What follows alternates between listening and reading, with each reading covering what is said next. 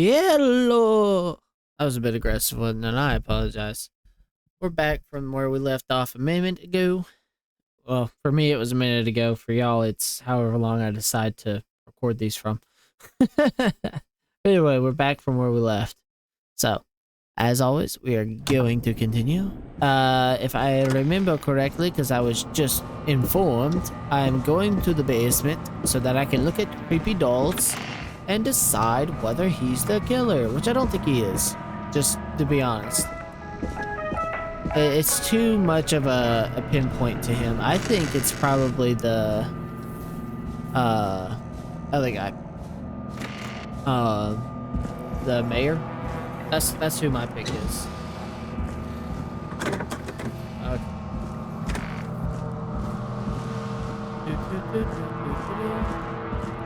Where I walk in here, is it still open? Yeah, it's still open, so, you know. Creepy demons can just get in whatever they want. The key? Was this always here? I must have missed it when I brought everything upstairs. Suspicious. Basement storage. I hate that doors close behind me. It does add to that ambiance though, doesn't it? Basement storage, is that what it was?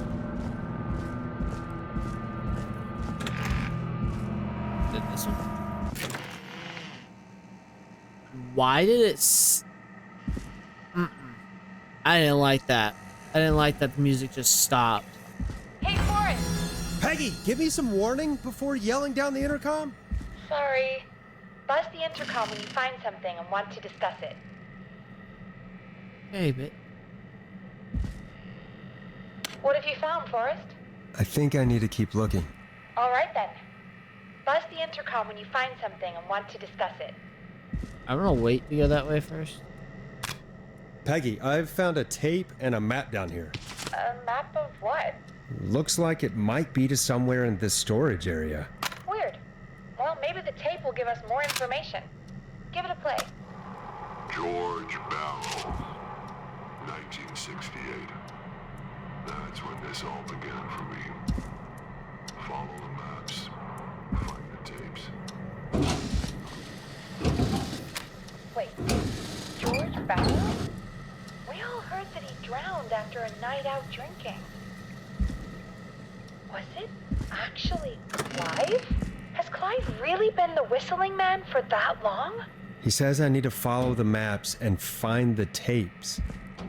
I guess that's what this map is about. I think we need to see what else is hidden down here. Yes, please shut Be the careful, fuck up. Forrest. Keep looking.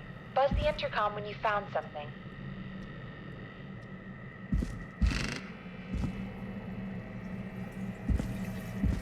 I don't like this. Time of autopsy is 7 a.m. Cause of death is asphyxiation from drowning. The degree of rigor mortis indicates that the subject has been deceased for 5 hours. That puts the time of death. Okay.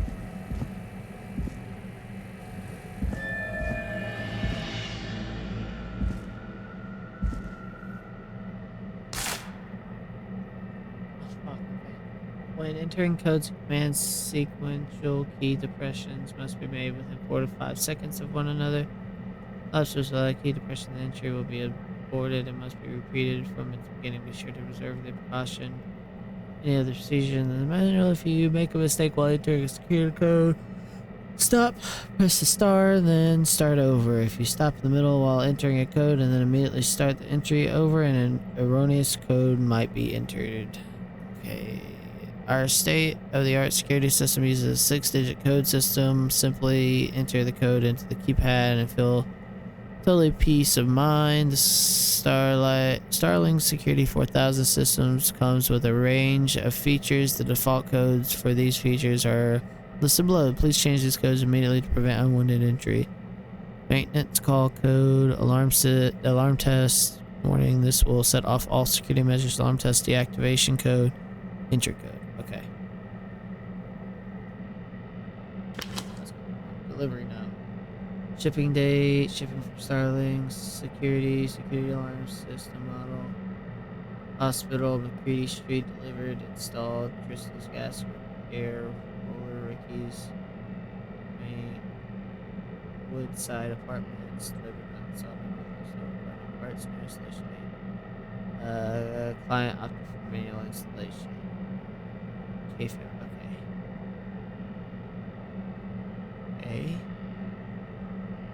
I'm gonna leave that there for now because I don't think that one's as important. Okay. I'm gonna keep this booklet on me though.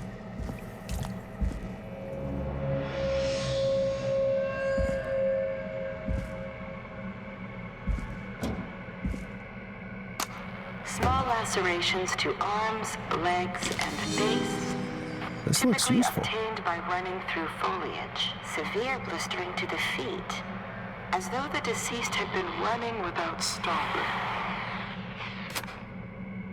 Tunnel Gallows Creek, 3rd September 1968. It's today, isn't it? Heard by detailed report at 4 a.m. A call was received from a jogger. A message, a sharp reporting that a body had been found washed up in the reservoir. Drove out to investigate. Was able to identify the body at the scene as that of George Barrow. I contacted the coroner's office and then the boy's parents. They informed me that they had not seen him since 7 p.m. on the 2nd. Maybe this isn't the date. Okay. It's just... Oh, okay. So what I'm getting from this is these group of people accidentally killed him. Clive is actually his brother of some kind or something along those lines, and that's what he's getting his revenge from them.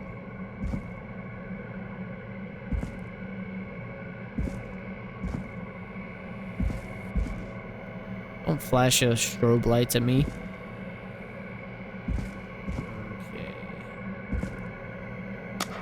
Preliminary toxicology results shows no signs of inebriation. However, a high amount of cortisol was found, indicating elevated levels of stress in the immediate moments before death.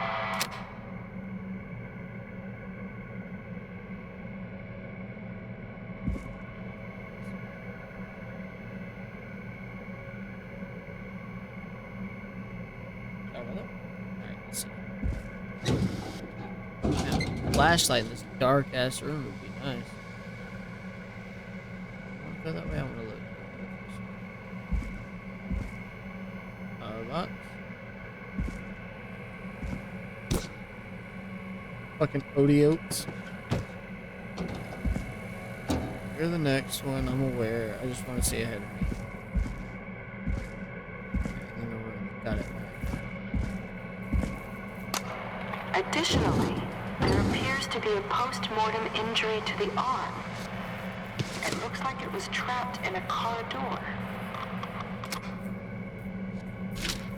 Damage to arm trapped in car door. Got it.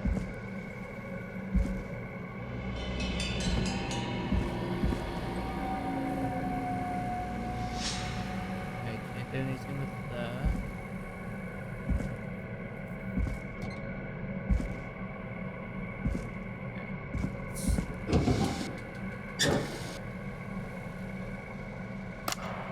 It is the coroner's opinion that the subject likely feared for his life and was chased, resulting in Now a this fall from has to a be height important. into a body of water, where he hit his head, was knocked out, and drowned. Following that, he was moved. Dr. Sullivan, we need to have a talk. That recording. Shut it off. Okay. Alright, report of investigation by county medical examiner. Name of deceased, George Barrow. Time of death, at approximately 9 p.m. The deceased is a Caucasian male, 18. The cause of death is established to be drowning as shown by the signs of it. Asphyxiation. See section 2, paragraph 4 for more details. Abrasions were found on the knuckles, likely from getting into fights in the past. Matches with known history of the deceased being aggressive. No other injuries were observed. And from the coroner's opinion, there is no evidence of foul play. Additionally, preliminary toxicology report indicates the deceased had a high level of alcohol in their blood. It is of the coroner's opinion that the deceased went swimming while intoxicated, resulting in his drowning. I'm sorry I made you do this, Virginia. Yeah, okay. So there's an actual thing that happened and what they're saying happened. So they're saying he died from being intoxicated. If you're listening to this, then I'm probably dead.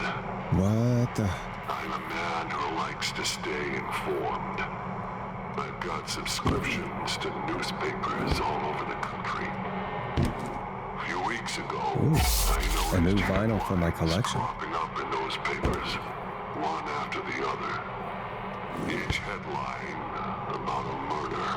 Okay. Each murder, the death of someone I knew almost 20 years ago. Okay. And each one drawing closer to Gallows Creek, Okay. drawing closer to the anniversary. None of us are innocent, but I don't think we deserve killing. All I hope now is that I can save some folk from the worst. That I can, I don't know, do something to make up for what I did back then, I guess. I didn't kill anyone, mind you, but that's past mattering. Now, there's more I could say, that I should say, but my employer made it clear that my family would pay a high price if I ever spoke out. So, hopefully I've said enough for you, listener, whoever the hell you are, to start putting the truth together. No, you didn't say shit. What the hell? Peggy is not gonna believe this. You go back, grab that, grab that paper because I need it.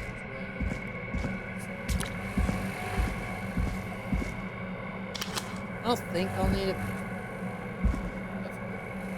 Just in case.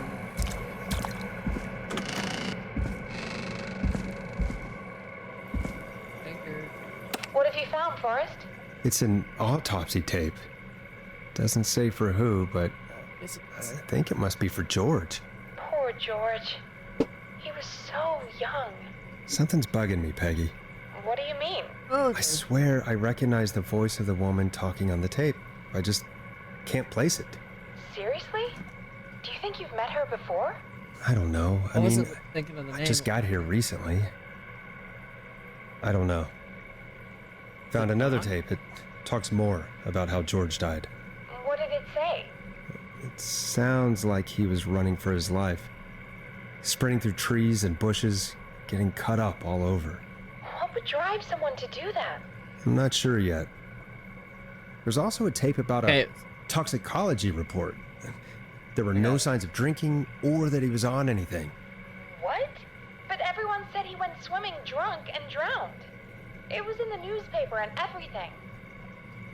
I found a written autopsy report. What does it say? According to that, it's just like you said at the start. George drowned after getting drunk. Said he liked to fight, too. But that contradicts the tape. I know. And I think I know why. There's a note with the report that says, "I'm sorry I made you do this, Virginia." If it was on the autopsy report, then Virginia must be our coroner. Wait, the caller from earlier, when we had to call the takeout restaurants, wasn't her name Virginia? We need to call her back once we finish down here. It looks like she might know something about what's going on. Okay. I found a tape that introduces a new detail to the story. Post-mortem injury. Apparently, his arm got caught in a car door. A car door? Yeah, after he died. How do you suppose they can tell? How can they tell? I'm a radio producer, not a coroner. The written report I found doesn't mention it at all. How did his arm get trapped in a car door after he died? Unless he got it when the police collected his body? I guess someone else must have moved him. after he was dead to where he was eventually found. But the report. What is going on here? I found a police report. Mentions a friend from earlier, Sandra Sharp. Sandra. The jazz runner? That's right. She found George's body washed up at the reservoir. The reservoir? Oh. Okay. Yeah? What's strange about that? George got cuts from running through foliage, right? But there's no forest around there. Also, how did it wash up at the reservoir? What do you mean? Reservoirs don't have tides. But that's what the police report said. It's not possible, though. I did a school project on reservoirs and got an A. But, yeah, not important right now. The important thing is that it doesn't make sense. What are you suggesting then? That the body was originally found somewhere other than what the report suggests? That the sheriff tried to cover it up, but accidentally let something slip? Something like that. I think. Well, Sheriff Matthews wrote the report. If he hadn't been eviscerated, we could have asked him. True. But Sandra is still alive. Once we're done down here, we should give her a call.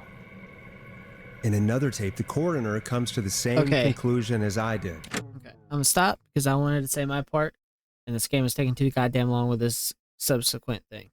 Okay.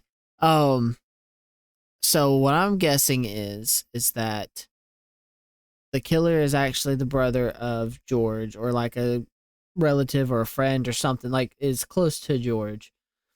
All these people hazed, besides the cop obviously, but like all these kids were hazing George, scared him, and because wasn't the Whistling Man still like a thing back then?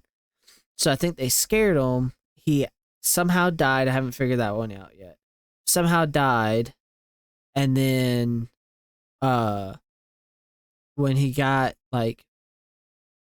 when he died or whatever, they moved the body to wherever it is they like sent him or whatnot, and then the cop is trying to cover it up because he's like related to one of them or something. George was running from something. Maybe an animal?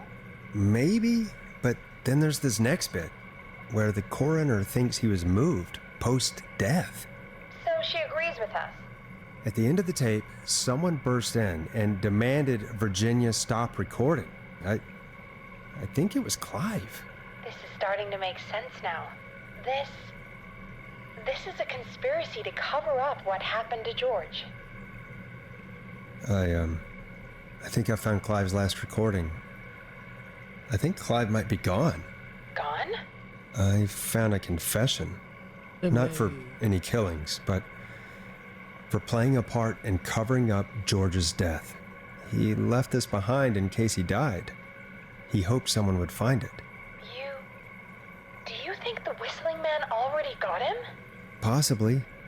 We've had a lot of callers tonight, but maybe not every victim made it to the phone, you know? We don't know how many there really are. Christ, Forrest, that's dark. I know, but Clive said he had read about other murders in other towns, and that the murders were all folks who knew about the incident. And the killings were getting closer to Gallows Creek. He said he wanted to do something good for once. The board in his office. He wasn't tracking people down to kill them. He was tracking them down to save them. Ugh, why didn't he just come out with all of this? He said his employer threatened his family if he spoke out about any of it. His employer? The one who orchestrated the cover-up? Oh, Clive. I'm sorry for thinking you'd killed all those people. Do you think you found everything? I think so. Forrest, what's going on here? Someone wanted that boy's death to seem like an accident. And they hired Clive to make it look that way. Come back upstairs when you're ready. We need to figure out our next step. God, that took so fucking long. Uncovered. Thank God you're back, Forrest. I've been running out of stuff to pad our airtime with. Peggy, you work in radio. Forrest, I'm stressed. I mean, really. How are we supposed to keep a show going with all this happening? This is our job, Peggy. We gotta do it. You're right. So, what's the plan now? I think we should call Virginia back. All right, I'll get her on the line. Yeah. Okay, Forrest, shut the music off.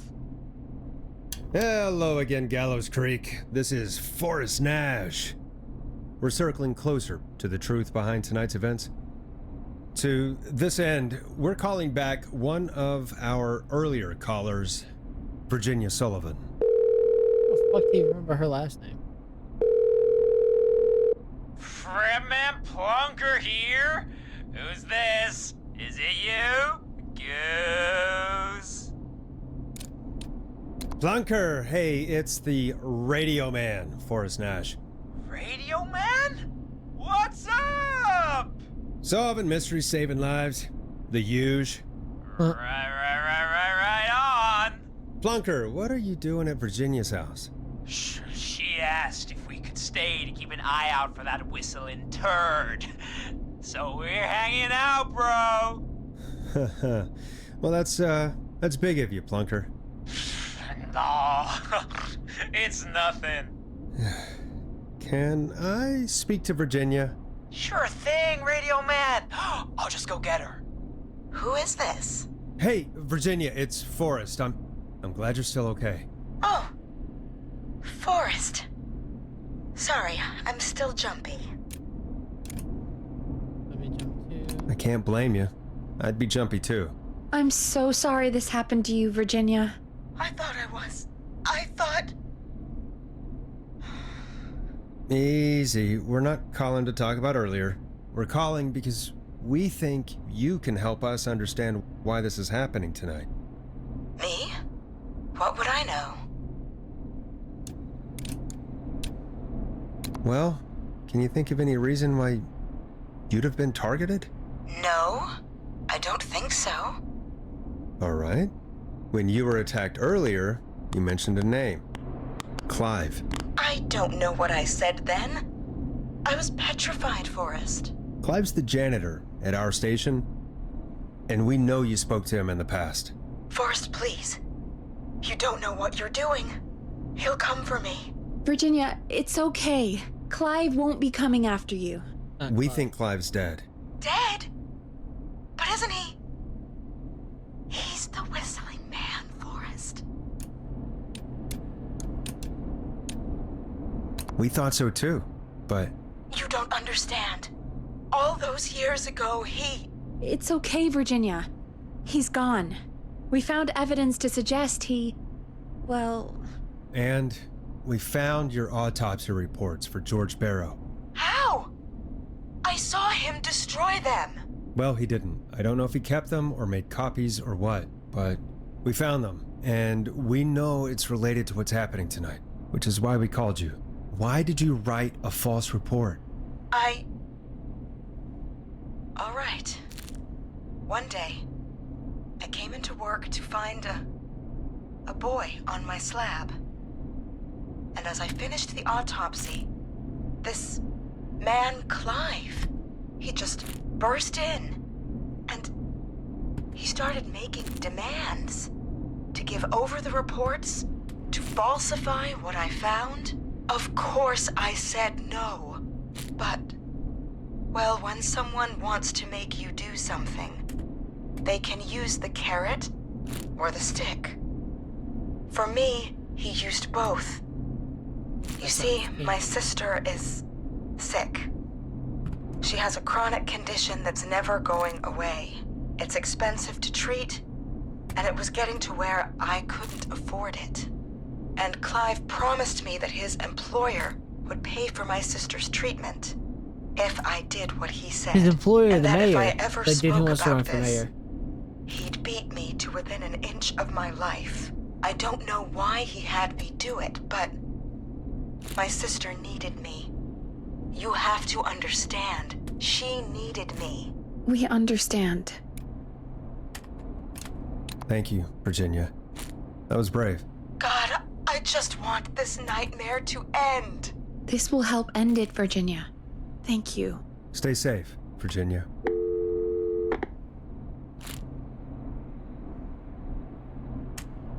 So, Virginia is tied up in all of this. Clive threatened her to keep quiet about George's death. But for who? Why cover up these details? Well, we know Sandra was involved in George's death. Do you want to call her? Yes. I do. All right, but before we go asking questions, I think we should know what we want to ask.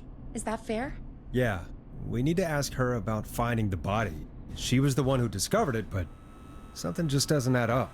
100%. She knows more than she's saying. I wonder what she's hiding. We'll hopefully find out soon. I love how Anyway, they're just talking about just this be on air. careful when you're talking to her. Don't push too hard. We don't want her to hang up. I'll be careful. All right, calling her now. Hopefully she's at her jazz studio. Oh. You know, at first I felt safe. Forrest, you're through. Hello, this is Sandra at Jazz Pizzazz Jazz Studio. Who's this? Hello again, Sandra! It's Forrest Nash of 189.16, The Scream. And you're live on air.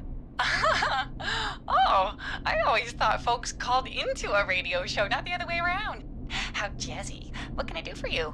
Well, we're trying to understand what's behind the attacks tonight. We had a few questions. Why, Forrest, of course. Heck, after the way you saved my life, I'd say yes to just about anything you asked. Pause. Do you know why the Whistling Man might have targeted you? Ha! As far as I could tell, he was just a knife-wielding psycho with superhuman cardio. Okay. He'd chase after anybody. Right. Well, we think he might be chasing specific people. People who know about the death of a boy named George. I don't know anything about that. Sorry. Click. Sandra, we know you found George's body. We have the police report. I don't know what you mean. It's okay, Sandra. We know. You do? You know about? Yes. Of course. This studio is my life. After I found the body in the river, I couldn't lose my studio. Do you understand? Sure. I understand. When the rent just kept going up, he said he'd stop if I just needed to keep quiet. And everything would be okay. Sandra? Who was he? He said if I told everyone I found the kid in the reservoir instead of the river,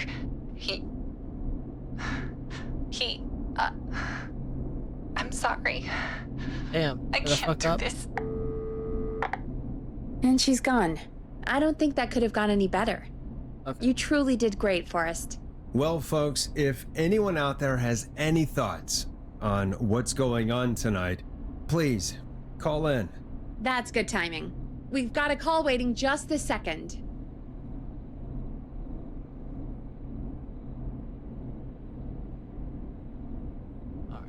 Sorry. Welcome to 189.16 The Scream with me, your host, Forrest Nash.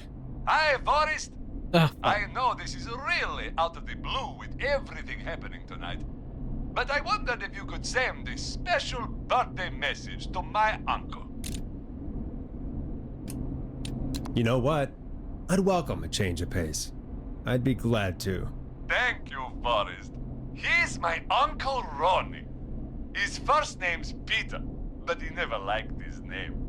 But since he always had salt and pepper hair, even as a kid, can you believe it? Folks always called him Pepper. Thanks for the history lesson. Is there anything besides happy birthday you'd like to say to Mr. Pepper? Oh my god damn it! Yes! Tell him he can get the best birthday I was deals gonna say, you and party couldn't tell it packages was here at Ponty. Ponty's Pizza. Starting at just... You son of a bitch! Stop calling us! Sorry, Forrest. Let's just move on. We've already got another caller on the line. Jesus. This is 189.16 The Scream.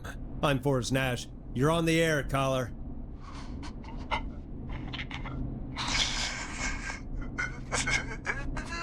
Caller. Laugh. Ponty. Ponty's Pizza always delivers! come rain or sleet or whistling man, we'll be there.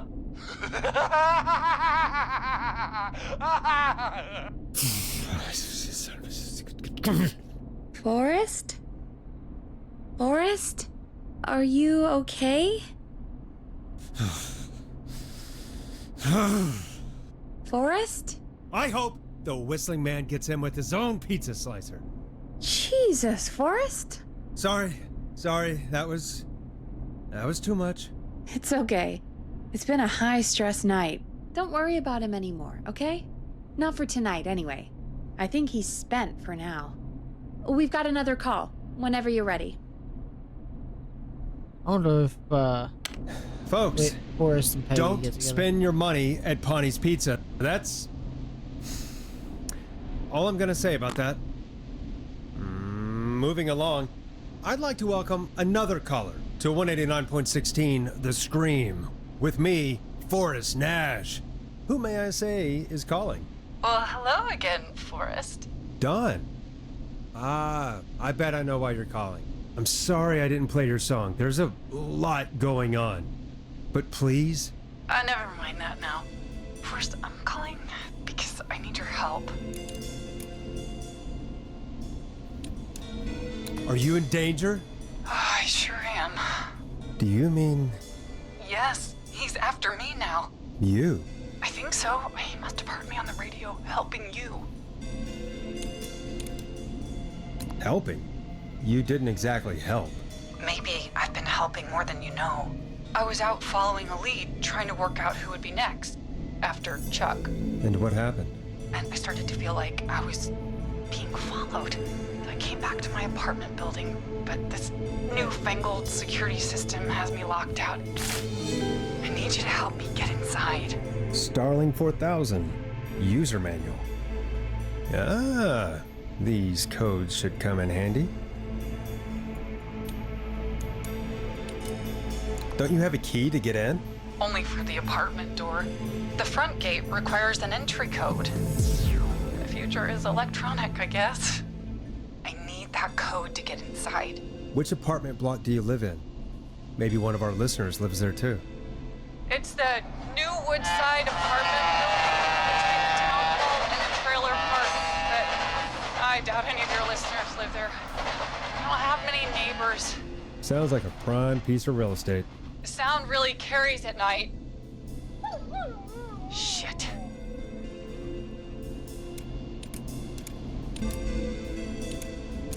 I'm guessing you're not a dog person. No, I'm not. It's my neighbor's dog. Boy, I wish he'd muzzle that thing in. Oh. And now he's blasting David Scopo out of his window. This night can't get any. The whistling man. He's coming down the street. I don't think he's seen me yet. Forrest, please. I need your help. I need the code for that security system, or I'm gonna die.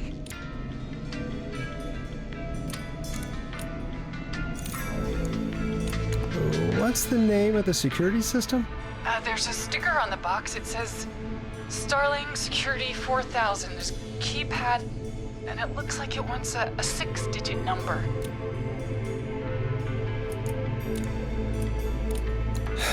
We'll see what we can do. Thank you, Forrest. Yeah, of course. Don't worry, Don. Thank you, Forrest. I knew I could count on you. I'll sit out of sight. Call me back soon. Call it back right now. All right, folks. Here's a little tune for you all to enjoy while I try to break Dawn into her apartment. Order delivery form. Starling must have left this by accident. This system's not even installed at Woodside. It wasn't even installed at Woodside? You were pretty quiet there, Peggy. Forrest, was it just me, or was there something... Yeah, it wasn't just you. Something was weird about that. Yeah. Well, tell you what. We have a Starling 4000 or whatever. Give me a second. I'll be right back, guys. Alrighty. Sorry, I had something come up there, so I had to go take care of that. Give me a second here. So I got to do a thing. I don't have much time because I got something else I have to go do, so I'll probably go do that and then come back and finish this off. So, Here at KFAM, unfortunately. Clive bought one for the station. Maybe we can find something to help. Yeah. Well, I'm not sure who, but to help someone. Yeah. I'm ready. I'm good. I'm ready. Okay, so she's locked out of the Woodside Apartments, and somewhere, Clive probably has the papers for the Starling 4000.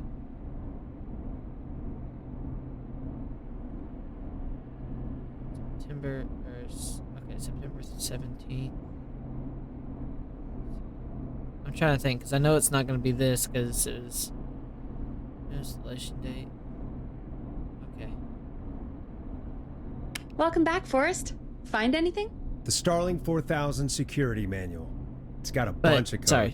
Either way. Good. And did you find anything else? I saw a list of everyone else who bought the Starling 4000. Know who was on there? Oh my god. Roller Ricky! Do you think we should give him a call? Is that crazy? I don't know what you'd say, but... Yeah. That might be a good idea. Okay, one moment.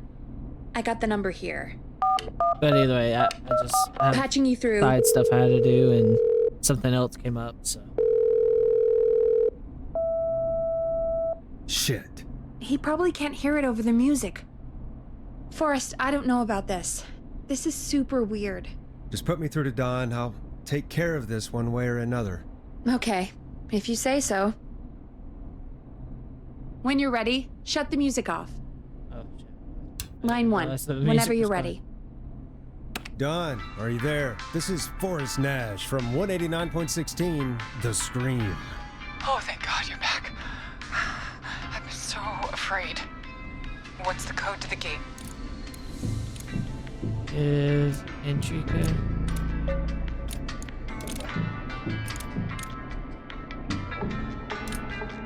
Give entry The code? code is 715914. Thank you, Forrest.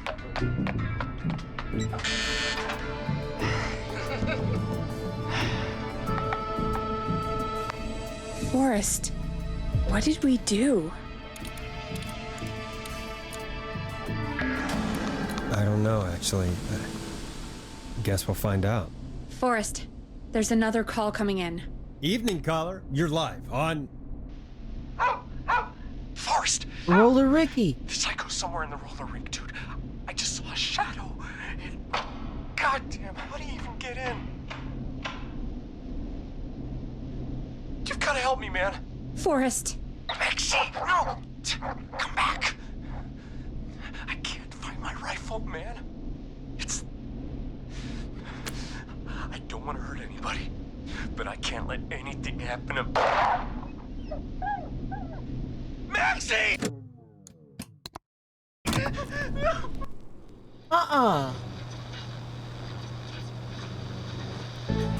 Forrest. Fuck!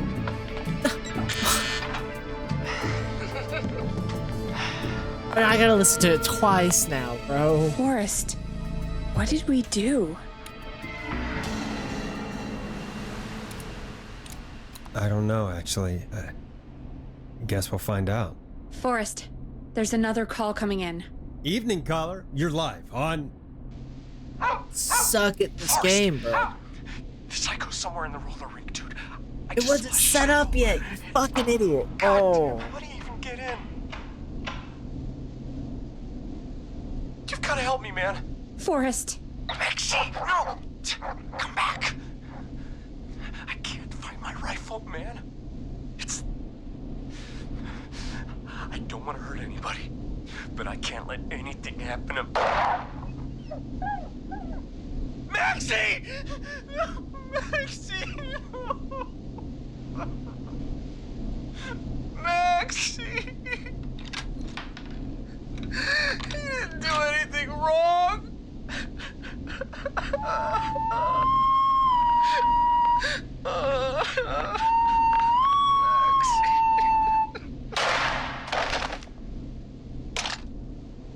Thanks again, Forrest.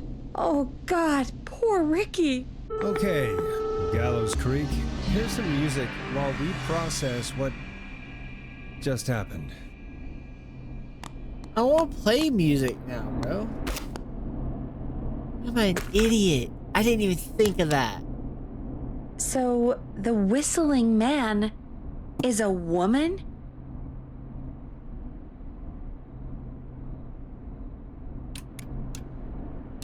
I didn't I have know. my suspicion. I can't believe it. She called up. You spoke to her multiple times.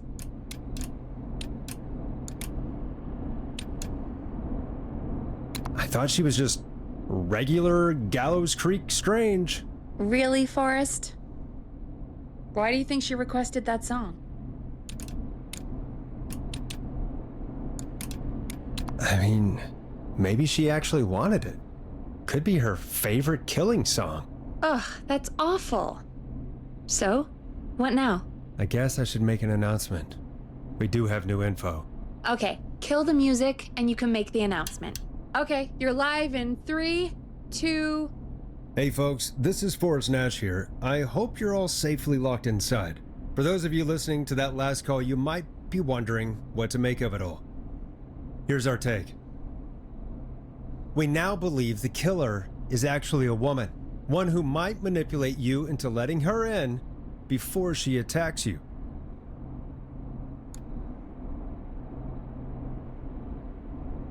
We're neighbors. Look out for each other and stay safe. The killer was calling themselves Dawn. This could be a fake name. If anyone needs help or you have info on the killer, please call in. You folks have my new number, right? It's 911. Hopefully, our next caller can help shed some light on our killer. But it would be Dawn too because of the fucking Hey, we name had on a the call come in. Humpty Dumpty Okay, folks, motherfucker. time to take a call. Ooh, I'm angry. I'm This dumb. is Forrest Nash, and you're listening. Please help me. My name is Casey Moore. I'm at 25 Nancy Drive. My best friend's been stabbed. He's bleeding everywhere. I don't know what to do. Please help me. Is he still breathing? Yeah, but he's bleeding out fast. I really need help. Please. Take a breath. We'd been out at the reservoir. We were heading back to his place when we heard this whistling all of a sudden. He just started freaking out. He screamed at me, told me to hide. I'd never seen him like that, and I just panicked and ran and hid in a bush. Oh no. Forrest. Then what happened? He went up the road and talked to someone. I couldn't really hear or see anything. It sounded like he might have known the person, and they just stabbed him. Casey, was he talking to a woman?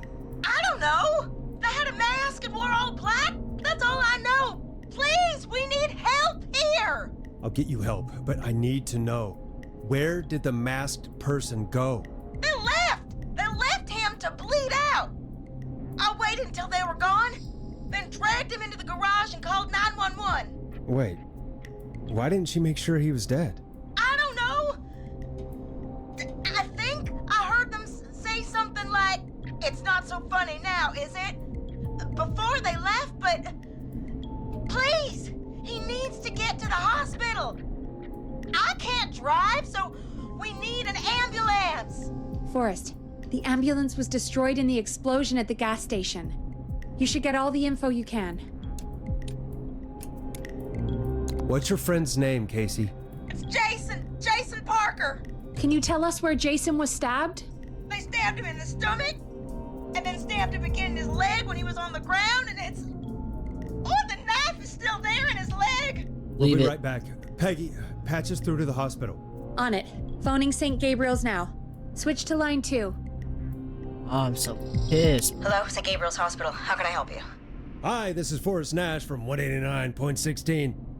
We have a stab victim at 25 Nancy Drive named Jason Parker. He's been stabbed in the stomach and the leg. He's bleeding heavily.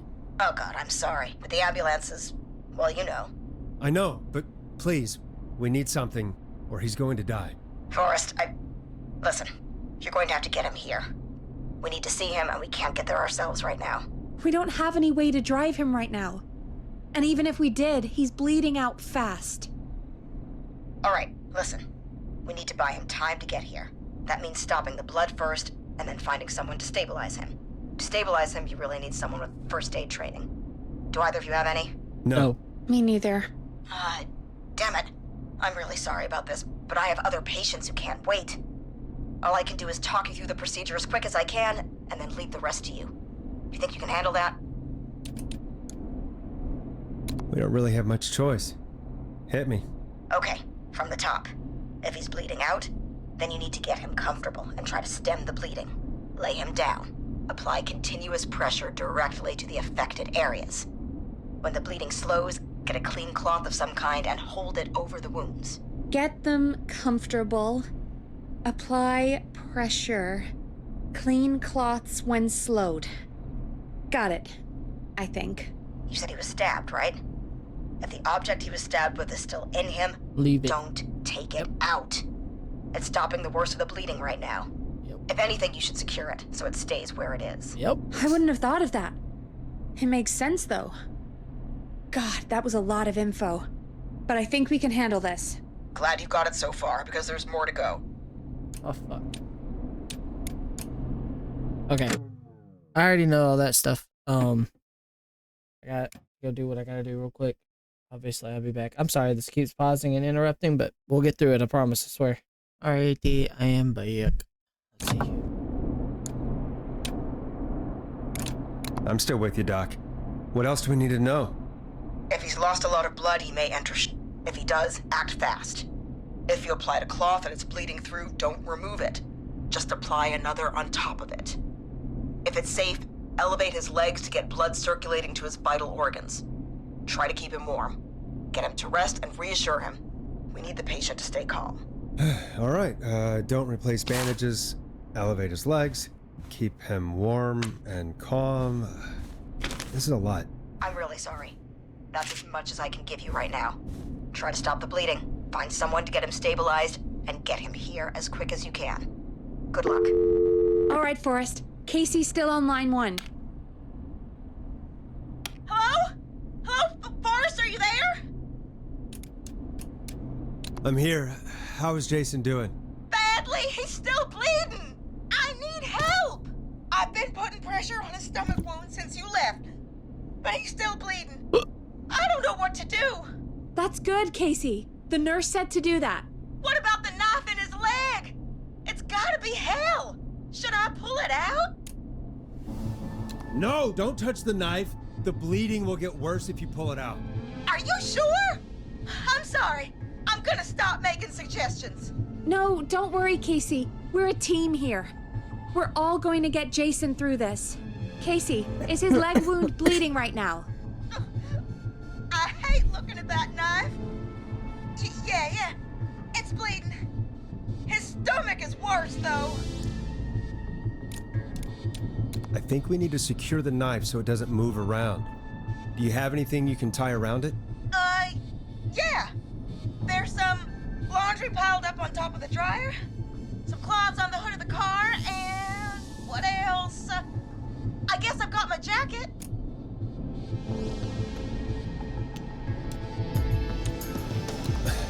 Look in the laundry for something like a towel or a shirt. Pretty. Hold that over the wound. Okay.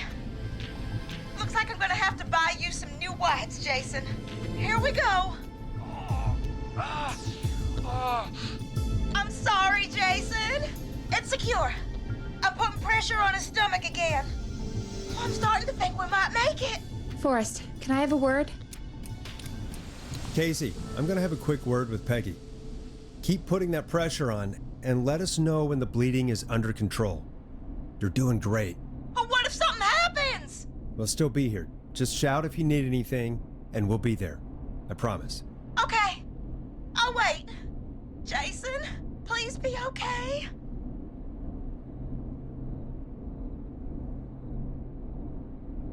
What's up, Peggy? We can't stay on the line with her all night. Dawn is still out there. What if other people need us? You're right.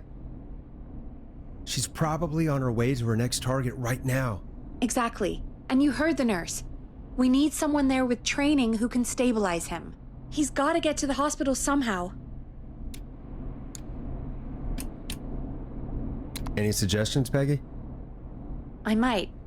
A little before you started working here, KFAM did a mandatory first aid training course.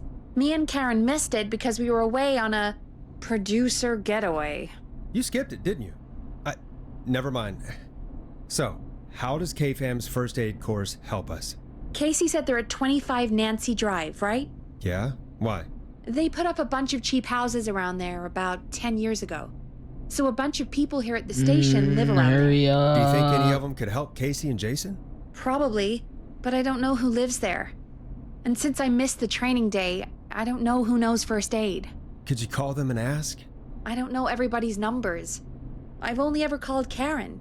Everybody's personnel info is probably in Reggie's office. Got it. I'll look through their files in Reggie's office. It's a life or death situation. I'm sure they won't mind. Right. But there are a couple of problems with that. Naturally. It's sensitive information, so Reggie probably locked it in his safe. Great. Great. Do you have any idea what the combo for the safe could be? Not a clue. Reggie's a serial note taker, though. Maybe something in his office will give it away. Right. There is something else. I'm not gonna like this, am I? Have you ever heard, "The future is floppy"? Peggy, what the hell are you talking about? I'm talking about floppy disks. Floppy disks are like these futuristic things that have information on them. I forgot this You is put set them in a computer in and they do something. 87. Peggy, I know what a floppy disk is. Anyway, Reggie decided that the future is floppy and started phasing out our physical records and replacing them with these floppy disks. I imagine it's the same for our personnel files. That's good to know. Since we haven't heard anything from Casey, I'm guessing Jason's okay for now. I'll check out Reggie's office and see what I can find. You'll need a key for that. I'll just slide it under my door now. Thanks, Peggy. I'll just have to look around. Okay. Alright, look, I'm gonna have to stop this one here. I just got a bunch of stuff going I'll on. patch my mic down to the but- office, so you'll hear me over the intercom. I'm gonna have to stop this one here, unfortunately. There's just a lot going on that I have to get done. I was hoping to finish this, but just more stuff came up. So I'm gonna stop this one here, but I will pick up as soon as I can. As always, I hope you guys enjoy. Sorry this one's a bit kind of meh, but you know, it's just how it goes. But we'll pick up as soon as I'm able to. So love you guys. Hope to see y'all in the next one, and bye.